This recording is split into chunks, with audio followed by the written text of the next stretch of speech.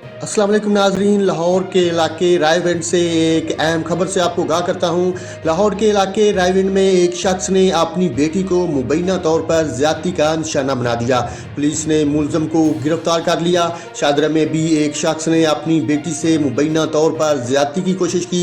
उस शख्स के खिलाफ भी मुकदमा दर्ज कर लिया गया है।